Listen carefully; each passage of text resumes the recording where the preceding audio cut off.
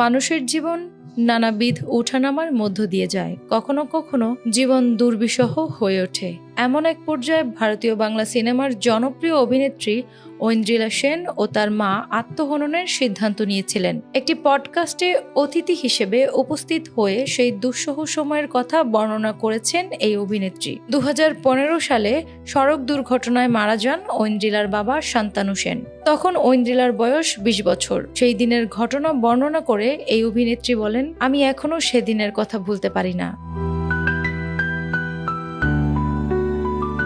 আমি কোলাঘাটের কাছে একটি শুটিংয়ে গিয়েছিলাম। আমার সঙ্গে আমার মা ছিলেন।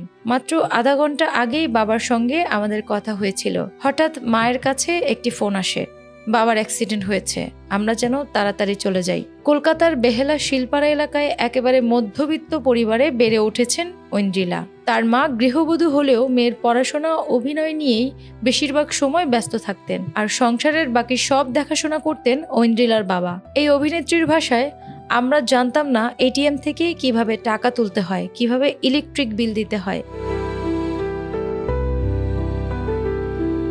বাবার উপর নির্ভরশীল থাকার ব্যাপারটি আরও ব্যাখ্যা করে ঐন্দ্রিলা বলেন, আমি এবং মা সম্পূর্ণ বাবার উপর নির্ভরশীল ছিলাম। শ্মশানে বসেও আমি বলেছিলাম, বাবাকে বলো, বাবা সব এনে দিবে। বাবাকে যে এত তাড়াতাড়ি হারিয়ে ফেলবো সেটা কল্পনাও করতে পারিনি। আমি হয়তো ভাবতেও পারিনি আমার সঙ্গে আমার বাবা নেই। সেই সময়টা ভীষণ কঠিন ছিল। এই পরিস্থিতিতে ঐন্দ্রিলা ও তার মা আত্মহননের চিন্তাও করেছিলেন। এ তথ্য স্মরণ করে এই অভিনেত্রী বলেন, আমরা বাজার করতে জানতাম না, কোথায় গহনা থাকে সেটাও জানতাম না।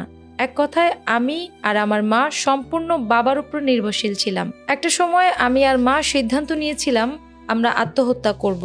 অনেক কষ্টে সেই সময় থেকে বেরিয়ে এসেছি।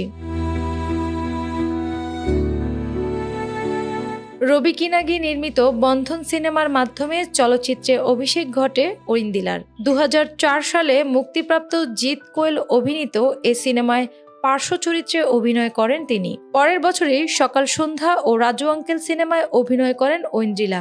2006 সালে খেলা ধারাবাহিকে দেখা যায় তাকে। তাছাড়া 7 পাকে বাঁধা, ফাগুন বউ ধারাবাহিকেও অভিনয় করেন তিনি। পরবর্তীতে চলচ্চিত্রে মন দেন ঐন্দ্রিলা। অঙ্কুশ হাজরার সঙ্গে ম্যাজিক, লাভ ম্যারেজ, মির্জয়ের মতো সিনেমায় দেখা গেছে তাকে।